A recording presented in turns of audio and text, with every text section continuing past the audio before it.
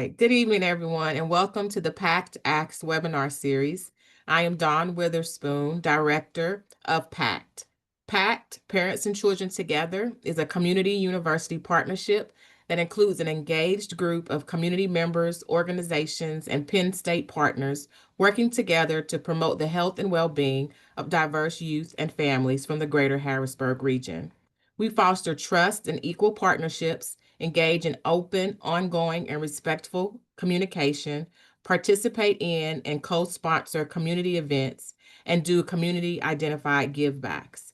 We assist Penn State partners with increasing the diversity of their participants. We also support the advancement of science by elevating the voices and encouraging the participation of diverse children, youth, and families in our work. Our core values focus on empowerment as well as responsibility and accountability for our decisions, actions, and consequences.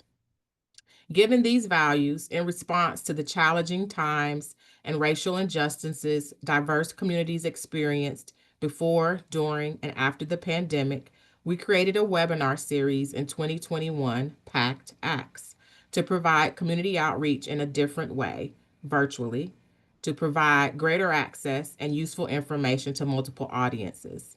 As families and communities are once again facing unprecedented times that are difficult, we have relaunched PACT Acts to offer tangible information and resources that community members can use.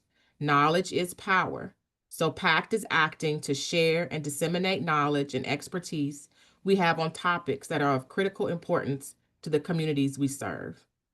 Thank you for joining us for our first webinar of 2025, Understanding and Managing Anxiety in Childhood and Adolescence.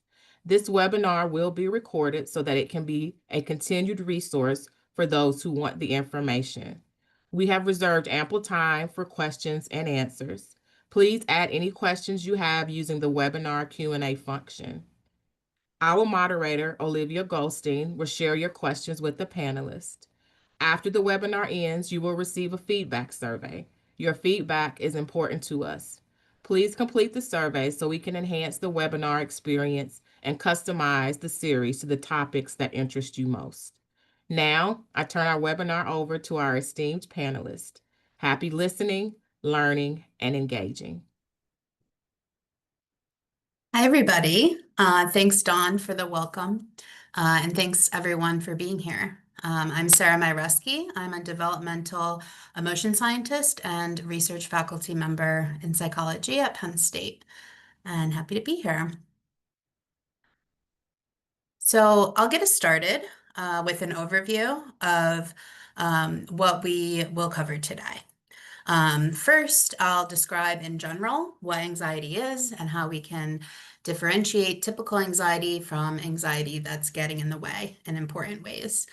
Next, my colleague Kritsin and I will provide some details about developmental aspects of anxiety, risk factors, how important context is, and also we'll highlight some insights from our research. And then Leah will then describe some strategies to help youth understand their anxiety and some ways to manage it.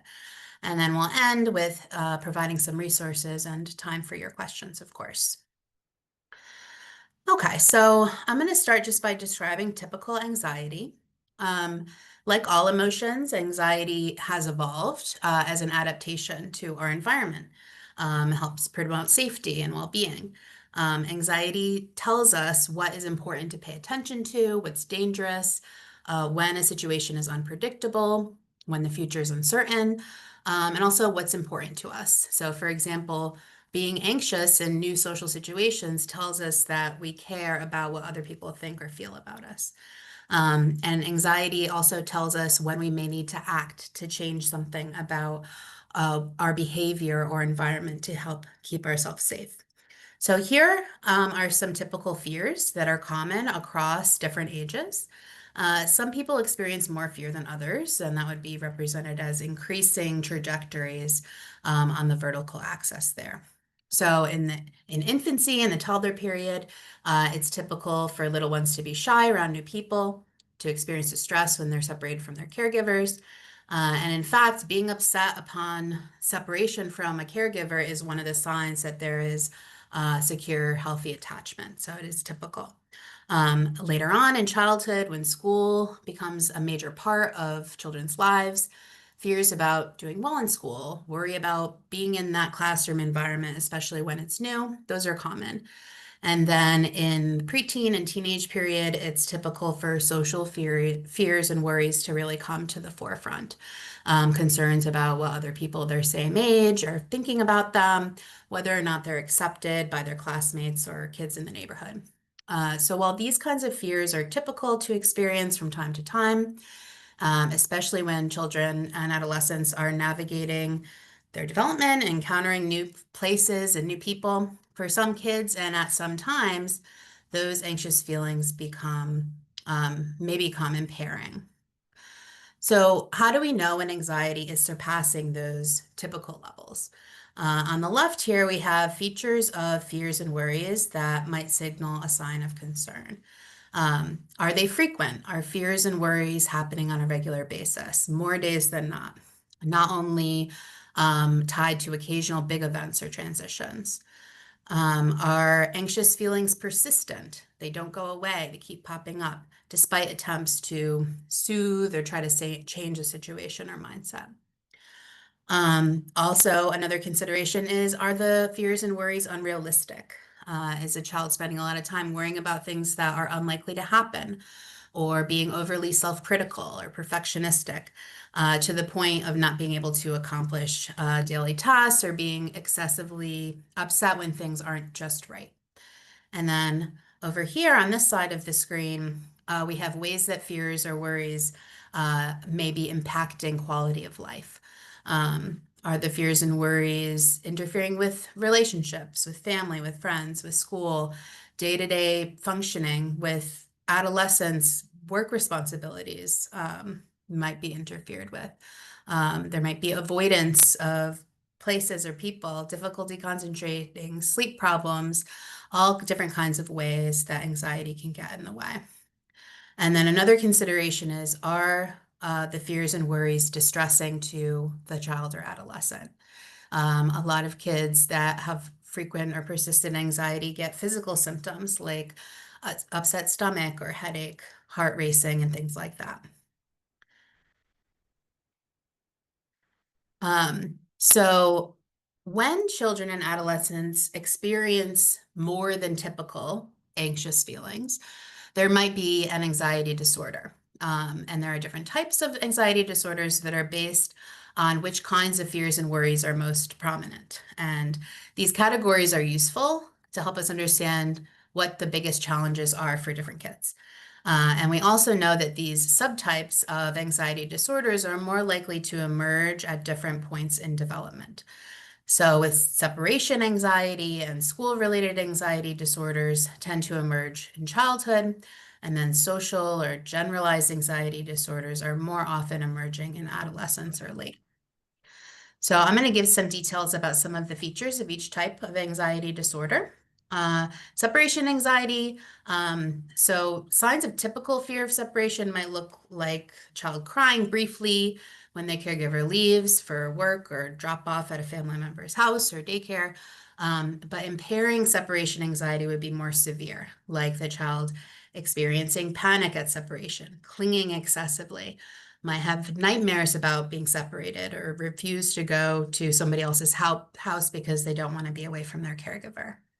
And then school avoidance. Lots of kids have those typical school-related fears, like feeling nervous about before a big test or a presentation.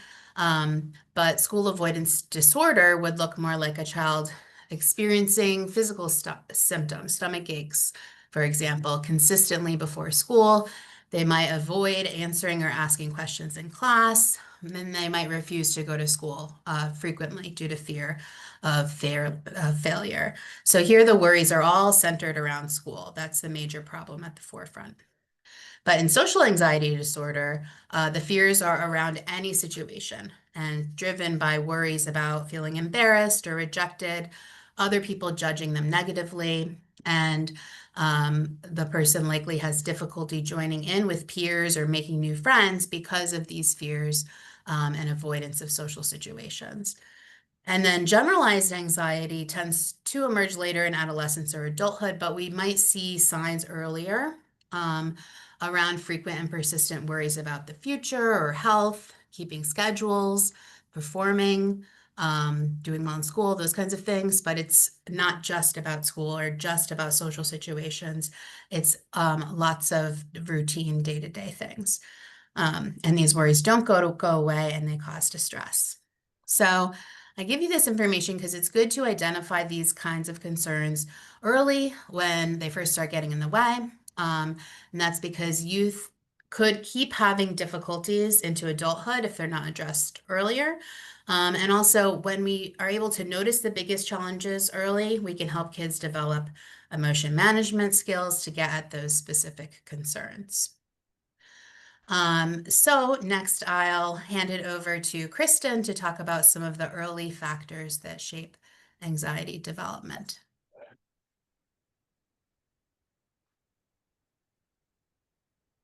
Hi, everybody. I'm Kritsin Buss. I'm also a professor, in the psychology department, and I'm a developmental psychologist who studies the development of temperament, emotions, and in particular, a focus on which kids we should be worried about in terms of anxiety development. So I kind of wanted to start here on this slide just to let you know that um, although we've talked about anxiety being one of the many emotions that we experience, how that emotion develops and how it may or may not develop into a disorder is really complex. There's a lot going on.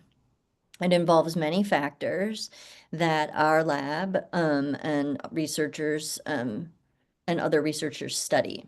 So in the remainder of our time, we're going to share information more specifically on these four factors that I have, these four aspects that I have listed on here: temperament, emotion, environment, and caregiving, and how they may shape children's risk for or protection from anxiety development. So first, I'm going to start to talk a little bit about temperament. So temperament matters in whether or not children develop anxiety. And what is temperament? What do I mean when I say that? It is how children or how individuals react to and respond to their environment. How do they behave in different situations? How are they likely to respond emotionally? So in the case of this webinar today, we're really talking about fear and anxiety. And what do children focus on in different situations? Temperament can be measured throughout life. And one of the reasons that it's a really powerful sort of tool to study is that we can measure it really early in infancy. We can put infants and children in different situations, and we can observe how they react to those situations. We can ask caregivers to tell us typically how does your child react when meeting new people, for example. As kids get older, we can ask them as well. And we can also look at physiological responses, biological responses when kids are doing different things. And we know from lots of research that temperament is both how we behave, but what's also happening on the inside. And sometimes what's happening on the inside can reveal a little bit more about how nervous and fearful and anxious somebody is than their outward appearance. So I often tell people that temperament is very similar to personality, but it's a little bit more rooted in some of these basic, emotions and behaviors and responses.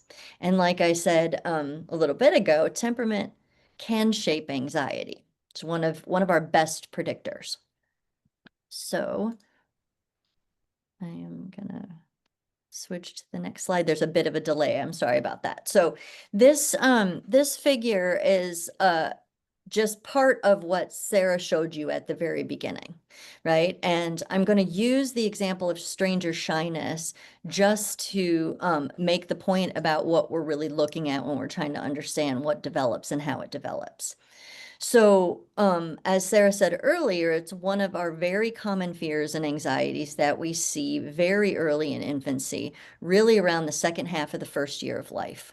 And it's actually very typical to see. In fact, we know that we want kids to show this, right? Because it signals to caregivers that the child may need something, right? It's a safety feature of emotions, if you will. However, most of you have probably noticed how infants and children vary and differ in how much of this kind of wariness they show. Where some kids are really quick to warm up to strangers, even if they hesitate initially, and some remain very, very fearful, right? And this is one of the ways that we study temperamental fearfulness. This is what we would call temperamental fearfulness, that difference between whether there's a lot of fear or whether there's a little bit of fear. And in this case, just in this example, stranger shyness, right? But we could come up with other examples, which I'll talk about in a minute. And what we do know is that this early temperamental fearfulness is one of the best predictors of which kids we should worry about who might be at risk for developing anxiety. And in particular, we see that what happens, I got to be on this slide, is that if stranger anxiety is really high and it persists, it may turn into greater fear of negative evaluation and greater peer rejection, which you might recall Sarah talking about as some of the factors that we see in social anxiety. Okay. So let me talk about this in a little bit more detail, and in particular, talk about some of our work. So what you're looking at here is a little figure that I went too far. Sorry. Clicked on the wrong thing. Sarah, can you put me back or do I have to? There we go. I got it. Sorry about that. What you're seeing here in this little figure is imagine that all these kids on the left side of the figure are all kids who are showing a good deal of stranger wariness, right? So they're all kids that are a little bit above average at least, right, on stranger wariness. They're the kids that you notice that might be a little afraid of strangers. As kids develop, what we notice is many children drop off of this extreme, part of the scale here, right? And that's what I'm trying to represent by the kids on the right-hand side. Only some of them become anxious, okay? And this color scheme matters here. What I want to point out now, and I'll highlight this point on the next slide, that the kids that I've represented here in yellow, almost all of them are anxious, if not all of them, from earlier on in development. And a few of the blue kids are anxious, but not all of them, and none of the red kids. And this is the kind of pattern that our research has shown, right? And there are clues to which of the children very early as 2 years of age in our research, that we can predict who are going to be more at risk and who won't be at risk. And it's really about being stable in that fearful pattern and the extreme fear and avoidance of those types of situations. So let me tell you a little bit more detail in our work. So in this slide, what I'm showing you are the amount of fear. I'm showing there's 6 different lines here, right? And this represents are 6 different kids from one of the studies that we did. So these are real data where we watched kids, we had kids experience 6 different situations when they came into the research center. We observed them, we scored their fearful behavior, their parents were with them, they were 2 years of age. And those situations varied in how scary and novel they were, right? We did things that were like one of our very novel, scary things was a big remote control spider, right? That moved around the room, right? And we're talking about a little toddler next to this remote control spider, right? And what you should notice here are a few things. First is that most of the children are showing the greatest amount of fear when the novelty is really high, right? And you see that, on almost all of the kids, right? The fear gets higher for most of the kids as the level of novelty increases in these situations. Okay, so that's the first thing. Second thing is what I highlighted earlier. Notice the differences there between these different types of children. What I didn't add on here, and I wish I had, is that we did have a few kids, right, who showed no fear or very, very low fear. So you can always picture one where kids are very flat in how much fear they showed. So they're fearless. Third is the part of this figure that I've circled. These are the kids that we know from several of our studies that are more likely to become socially anxious. Why might that be? Because they show the same amount of fearfulness no matter what the situation is. That's the line highlighted in yellow. And or they show a lot of fear to those low novel, safer, relatively safer conditions. And this is where you might also notice that they differ the most from all the other kids, right? So the extreme pattern of behavior is most noticeable when the situation is lower in novelty and safer. And that is the pattern that we find leads to social anxiety, school avoidance, separation anxiety. So I want to turn again to one of the other sort of factors that we're really interested in studying, and that is caregiving. And just like temperament matters, caregiving matters as well. And in particular, what we've shown in our studies is that it matters how much parents are helping their children or controlling the management of what's happening in a situation. So in this figure, what I want you to focus on is we're calling this down here is parent behavior, right? How much parents are encouraging their children to approach, right? Now think young children again, right? I'm still talking about toddlers and preschoolers, right? And in the face of novelty, how much encouragement is provided really does matter for these kids who are already fearful and anxious. Okay. So it doesn't matter as much for our bold, outgoing kids, but it matters for these more fearful kids. And what we've learned is that when parents protect and shield and allow their children to hide and stay away from this novel object that may be fun to play with, but it's still new, we actually find that that can elevate anxiety symptoms over time. We've also found that if they're too controlling, meaning if they push too hard, oh, go play with it, it's okay, and dismiss the child's feelings. So controlling is one way we look at that. I did not mean to move that. Then that also leads to more anxiety as well, right? And what's tricky here is that parents are trying to be supportive. When a parent is protecting their child who seems to be afraid and upset about being afraid, it is natural to want to protect them. But here's the important thing.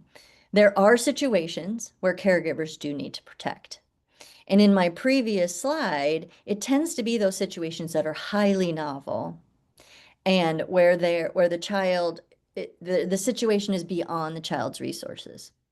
But if the situation is only mildly novel, right, then doing those protective behaviors and allowing the child to not go meet that new kid playing on the slide at the playground, for example, reinforces for the child that maybe it is right to be scared and maybe I should be avoiding these situations. So over time, it's like a a loop of reinforcement that the parent might be providing the child. Oh, it's okay to be scared about everything because my parent is not making me do all of these things.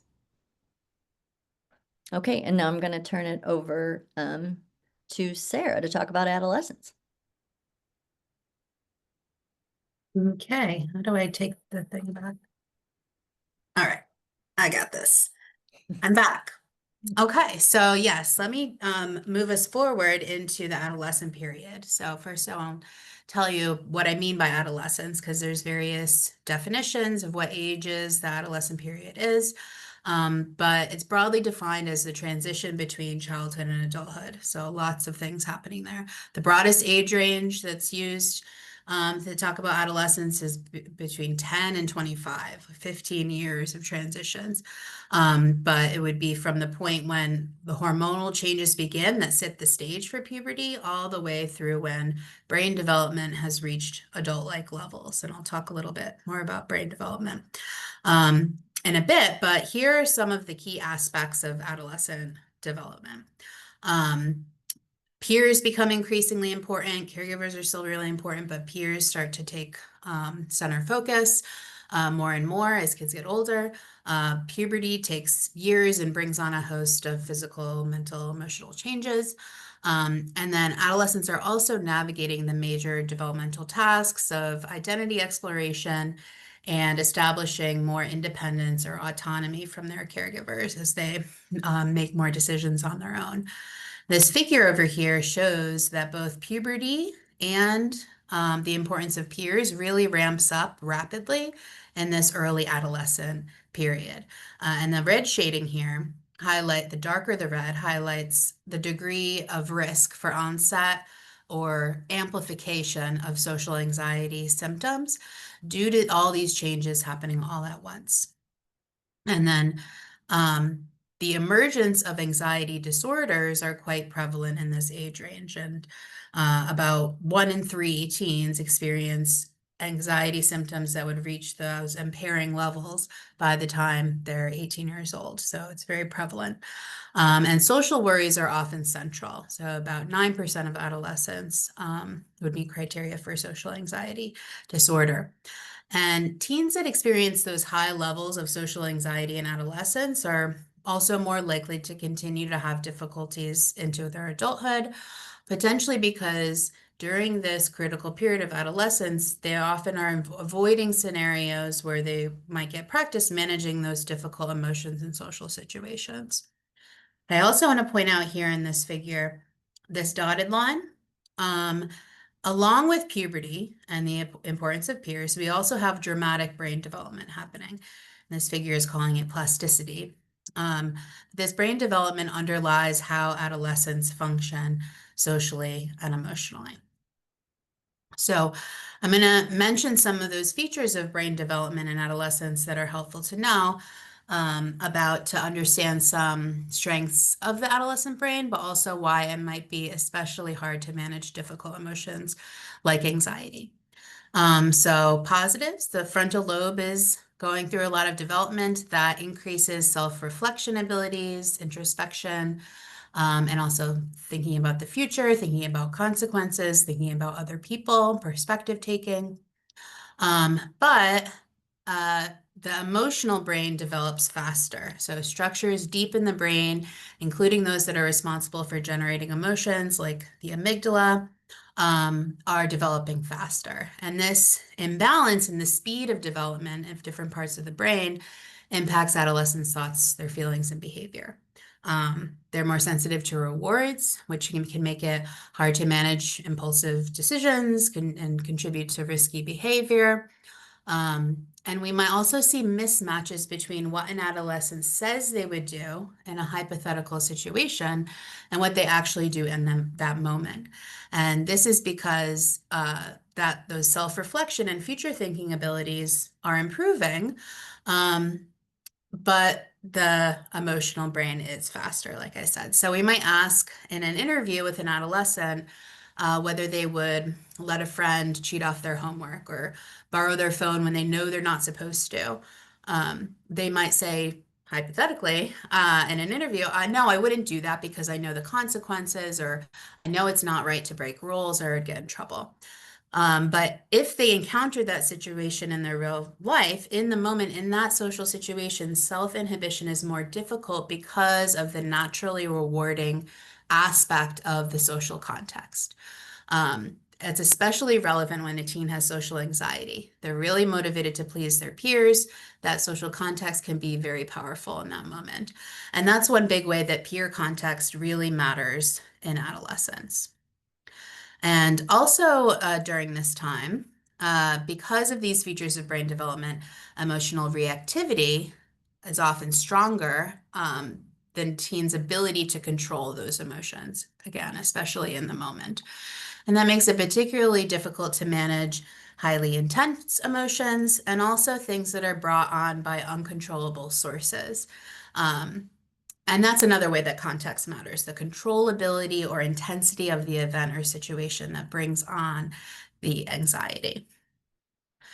So as an example of that, I want to tell you about a research project we did over the first about 18 months or so of the pandemic to ask, how does this large-scale source of worry relate to adolescent anxiety? And then we asked this question: how do adolescents manage emotions when the stressor is intense or the situation is uncontrollable? The pandemic certainly are both those things. And then how do these ways of coping relate to anxiety getting better or worse over time over the course of that stressor? And this can give us insight, into how adolescents navigate other kinds of unpredictable, uncontrollable stressors, like those happening in our country currently and over the past several months. So in this project, we looked at two different kinds of coping: avoidant and approach. Avoidant coping is things like denying there's a problem or pushing the unpleasant thoughts away. In the short term, these are often like go-to strategies when there feels like there's nothing that you can personally do about the situation, or the stressor is really intense and we just need to get through the day. So we can distract, put those emotions aside for the time being until we have the bandwidth to address them. But in the long term, avoidant coping is less beneficial because when we don't sit in or process those negative emotions and kind of let the frontal lobe do its work, it makes it less likely that those emotions will be changed or go away. And then on the other hand, approach coping, that involves things like seeking support from others who are experiencing the same thing, or others that can help us talk through what we're feeling, planning or problem solving to change something about either our behavior or the situation. And then in the short term, this is often unfeasible or even impossible. So in the context of the pandemic, schools closed or teens couldn't be near friends because of restrictions that were outside of their control. Many social support strategies are not going to be as available or as helpful because they're not physically together. But in the long term, approach coping is more beneficial and necessary to work through the anxiety through confiding in others or taking action, through self-care, through information seeking, things like that. So what we did was we collected data from a few months into the pandemic all the way through 2021, because how teens experienced or managed their anxiety at the start of this stressful period likely looks a lot different to how they're handling it months or years later, and when the situation's still ongoing. And what we found was that avoidance was maybe protective at the beginning of the pandemics for some, the most intense part of the long-term stressor. But if the kind of anxiety and distraction strategies remained the main strategies or increased over the months, anxiety continued to climb. And so what can we learn from these patterns? We think perhaps it's beneficial to help adolescents identify when they're coping by avoiding or when they're coping by approaching and why they're doing that. So identifying these patterns of strategies, it's good to, introspect and use those positive aspects, those strengths of adolescent brain development to notice how you're feeling and how you're coping, and then focus on what's controllable.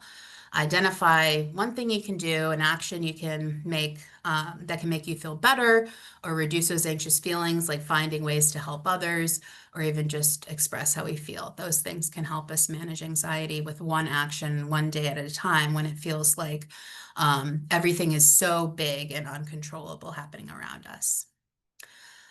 So now I'm going to hand it over to Leah, who's going to talk about some ways to help youth understand and manage their anxiety. Leah, All right. I'm going to give you control. Awesome. Thank you so much, Sarah. Let's see. Oh, oh, I went too far. Spoiler alert. Okay. Hello, everybody. My name is Leah. I'm currently a rising second-year graduate student at Penn State's Child Clinical Psychology PhD program. So I'll just be continuing this conversation that we're having about managing anxiety children and adolescents are experiencing. So here, Sarah kind of already touched on this, but the first step to managing anxiety is really like understanding when we should manage that anxiety. So it's important to keep in mind that anxiety prepares us for real or perceived danger, and it also motivates action. So I have two images here that kind of represent two examples here. So the left being a danger situation, so encountering a bear on a walk. So here, anxiety is helpful because it motivates that fight or flight response. Whereas on the right here, we have an example of a perceived danger, which might be an important test, for example, like the SAT that our child's taking. Although there's no immediate threat, a reasonable amount of anxiety motivates us to act by studying and preparing us to pass the test. So in these situations, anxiety is helpful, whereas in other situations or when anxiety is way too high, it can be hurtful. So when we say that we want to manage or treat anxiety, our goal really is to reduce and not necessarily eliminate anxiety. So we really want to make anxiety manageable so that way we can use it as a tool to kind of overcome these situations and these challenges. So an analogy that I really like to use is a remote. So we're turning down the volume of anxiety and not necessarily muting it. Okay. So another key part of understanding anxiety in order to manage it is understanding that anxiety consists of three interconnected parts, those being thoughts, feelings, and behaviors. So the first piece, thoughts, necessarily referring to the things children say to themselves in their head. So for example, everybody's going to laugh at me during my presentation. Then we also have feelings or the physical sensations of anxiety. So for example, feeling a rapid heartbeat, feeling shaky or panicky because of that anxious thought. And then we also have behaviors, which are referring to like the actions that are motivated by anxiety. So, whoops, sorry. Sorry about that. Didn't mean to click. Go back. Okay, there we go. So the actions that are motivated by anxiety. So for example, our child asking to stay home from school on the day that they have an important presentation that they're nervous about. So when managing anxiety, we need to manage all three of these parts. And now we'll go into the next slide. Okay. So when we're thinking about managing anxiety, managing feelings is really the first place that we start, especially with children, because it's really difficult to manage our thoughts and our behaviors when we're in that fight or flight mode. So it's helpful to start by working with your child to kind of identify, when do I feel anxious? How do I feel anxious in my body? And answering those sorts of questions and identifying those situations with your child will really help you know when to use anxiety management strategies.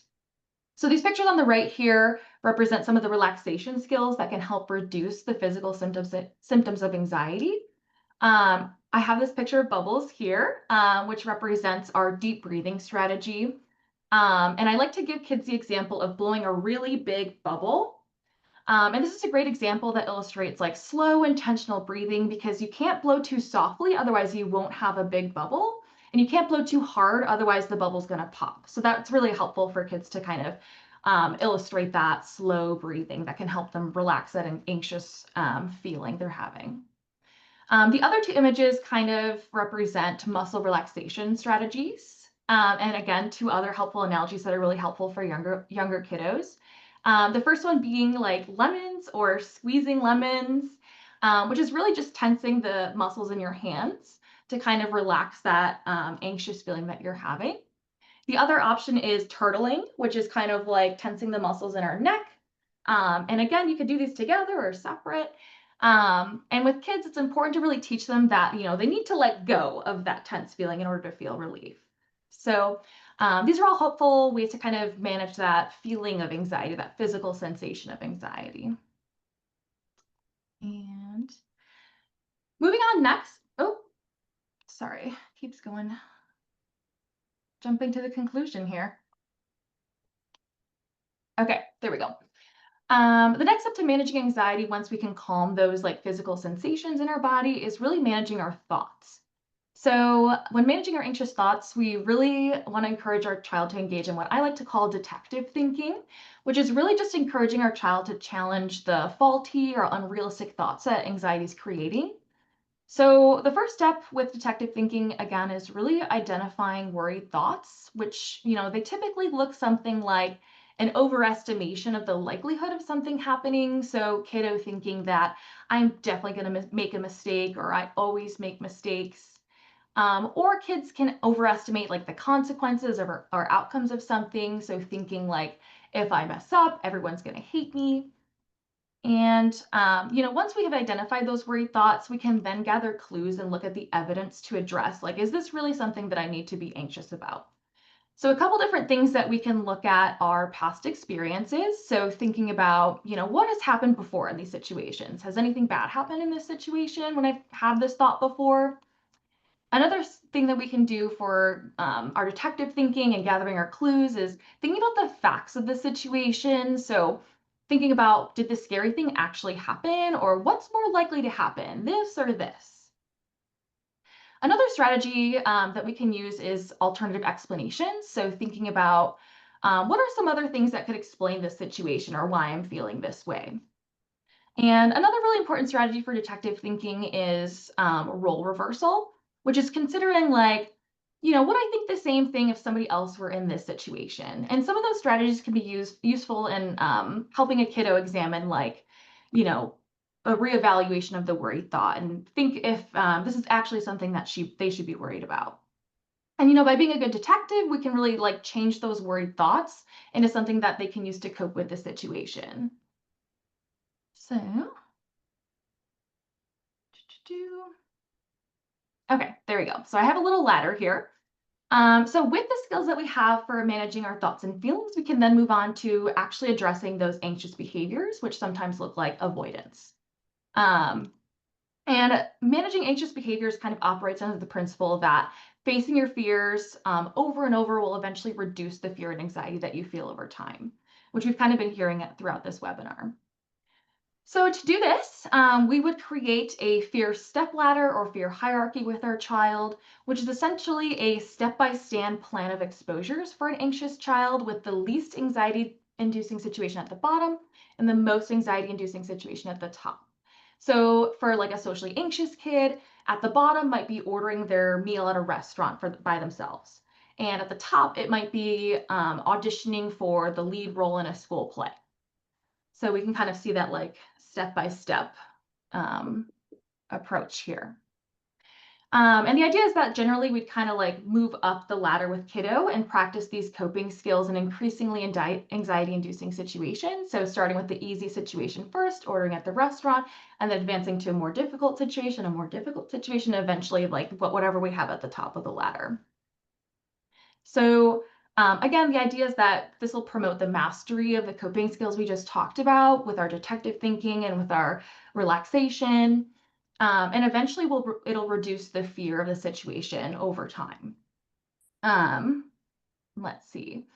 And the most important piece of the fear hierarchy is that it's flexible. So keeping in mind that progress isn't linear, that sometimes kids might need to repeat steps or go back a step, and that adjustments to the step ladder might be needed. So for example, if a kiddo has exceptional difficulty with a particular situation that we're working on, and they're having a lot of trouble, they're not using their coping strategies, it may mean that there's a step missing between what we just did and what we're working on now, and that we may need to add something that's a little bit smaller than the jump that we're making.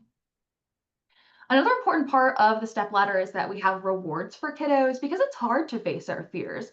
And we really want to motivate kiddo to keep engaging in these situations. And, rewards also really enforce bravery. So it's certainly something that's helpful when we're asking kids to face their fears.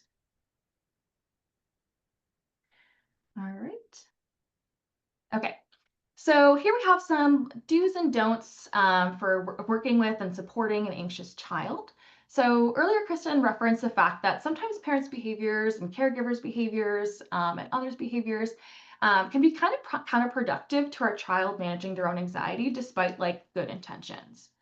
So a couple things that we don't want to do would be like amplifying fears and excessive reassurance, which kind of go hand in hand. So we do want to validate our child's feelings, but we also don't want to amplify them. So we want to give them realistic expectations and reassure them that they can handle the situation. And similarly, we also don't want to overly reassure our child. So for example, if a kiddo has a problem separating with a parent, we don't want to shower them with kisses and hugs and it'll be okay, it'll be okay. And although this means well, it kind of sends the message to the child that the situation is scary or that they can't handle the situation without you. So that's not saying that we can't be empathetic or compassionate, but we want to validate feelings but empower them to cope effectively. So maybe saying something like, it may feel hard to go to school by yourself, but I know that you can do it. And what's really helpful in this situation is one of the do's on the right side here is making sure that we're really regulating our own anxiety and our own emotions, and also modeling bravery and use of our own coping skills for kiddos. So, this could be encouraging our kiddo to use relaxation training, engage in their detective thinking, and also showing our kids how we ourselves are using our coping skills in situations that we feel scared. Another thing we don't really want to do is, like Kristen mentioned, is taking over when our child experiences anxiety. And, it can be kind of our instinct to tell our kid what to do, what to say, what to think in these situations, because it can be hard to watch our kid feel uncomfortable or distressed. But like Kristen mentioned, this approach kind of just helps in the moment, and long term, it's not really effective in helping our child build their coping skills, and it'd be kind of counterproductive in the long term. So it kind of maintains anxiety by undermining self-reliance, self-confidence, and we don't want to do that. So as a parent, it's really important, or caregiver, it's really important to reflect on did I need to help, or what would happen if I didn't step in? And instead try to scaffold for your child. So that could look like telling your kiddo, I wonder what would happen if you tried to do some detective thinking. Do you think that might make you feel better? Which is kind of encouraging them to use that coping skill, guiding them in the right direction without necessarily dealing with the anxiety for child. Let's see, other things, we also don't want to accommodate avoidance or let our child avoid anxiety-inducing situations. Like with taking over, it can kind of be easy to, for example, let kiddos stay home from school if they don't want to do their presentation and they're feeling really anxious. But again, this kind of maintains that anxiety over time, and it can even make it more difficult for kiddo the next time they have a school presentation, for example. This is why something that we do want to do is reward that approach behavior or our child facing their fears. So an example of what rewarding might look like is a star chart. For every time kiddo is brave, we give them a star, they get a small reward that motivates the child to continue engaging in these brave behaviors or approach behaviors. What's important with rewards is also to make sure that it's explicitly linked to the brave behaviors. That way kiddo's making the connection and feels motivated to be brave. A couple other things, we also want to remain consistent, and that means giving our child consistent opportunities to practice coping skills and also consistent rewards, so that way we're continually motivating those approach behavior and eventually reducing that anxiety over time. And let's see. The last item we have here is becoming impatient with our child. So again, this is why it's important to make sure we're regulating our own emotions. And in this situation, it's important to try to come from a place of understanding and reminding ourselves that our child's probably not choosing to be anxious. And, getting impatient or frustrated with your child may also be a sign that asking for help from a loved one or professionals may be the next important step. Okay. And that brings us to this slide. So not all anxiety problems can be managed without an outside help. So some signs of when maybe best to seek additional help would be when anxiety becomes a problem. So it would be like interfering with day-to-day living, like causing problems at home, at school, with friends. So for example, if a child's afraid to separate from their parents or meet new people, or if it prevents the child or the teen from doing things that they want to or need to do. So for example, if a kiddo is afraid to go to a social event for school, or if they refuse to go to the doctor, those sorts of things. And also when it causes frequent or extreme distress. So for example, like a child is so worried about perfecting their homework that they cry or throw up every single night. These would all be signs that it may be the next step to seek additional help. All right. And I'm going to turn it back over to Sarah to wrap us up. Actually, Leah, did you put this Helping Your Anxious Child resource on here? Yeah, absolutely. Let's So say more about that. Yeah, of course. So this book here is a step-by-step guide for parents to kind of guide parents through this process of helping manage their child's anxious behavior and anxious feelings. I've read it myself. It's super helpful, and I actually recommend it to my own clients whenever I have a parent that is interested in helping their kiddo at home rather than necessarily just going to the clinic or anything like that. So I highly recommend this. It's evidence-based and it's super, super helpful. There's activity books, activity pages in there that you can work with kiddo, and it's very clear and super informative. Nice. I love an interactive book. So I've provided some other resources here with these QR codes, and we will send out these links in the follow-up as well. But this one on top is a link to a folder where we have a lot of resources that we use in our research projects for sharing with families and adolescents or children and their parents after they participate in our research projects. And they're all online things that we update from time to time, and they can be helpful. And then I also linked here the Kritsin Psychology Today blog, Growing Hearts and Minds, that other members of the lab also contribute to, and it's all like really approachable writing about science, but not too sciencey. So, and you can learn more about the kinds of insights that we have from our work and the ongoing things that we're doing in the lab. And then here on the bottom, we have another line of research in our lab that's about mindfulness. Mindfulness has been shown in lots of different ways to promote well-being, including by reducing or helping to manage anxiety. But in this line of research, we combine drawing, a form of creativity and artistic engagement, with mindfulness. And you can actually follow this link to do a session of this guided drawing meditation yourself if you'd like to grab a pencil and a piece of paper and see what it's like. But we do have evidence that in young adults and in adolescents that it does help to reduce anxious feelings and also physiological aspects of anxiety or emotions. Okay. We can now move on to our Q&A. So I will hop in here. Attendees, please feel free if you have any questions to put them in the Q&A box. In the meantime, Sarah, do you want to talk about tips on how to manage a panic attack or navigate a specific phobia? Sure. Yeah, we didn't talk about I didn't talk about those specific subtypes of anxiety disorders for time reasons, but so a lot of the recommendations or suggestions that Leah gave would work for that. But with panic attacks, there are various methods. So a panic attack is when there's all of a sudden, out of the blue, out of nowhere, the person experiences a lot of physical symptoms, heart rate, breathing increases, very like panicky feeling. They might feel like they're outside of their body, or like the world around them is not real. And might feel like it's never going to go away. So there's various methods that have names, like there's a 3-3-3 rule or the 5-4-3-2-1 method. These are grounding techniques that serve to help anchor us to the present moment. It can also make us feel more attached or grounded to the real world. So that would be like the 3-3-3 method is named that because you try to name 3 things that you can see, 3 things you can hear, 3 things you can touch.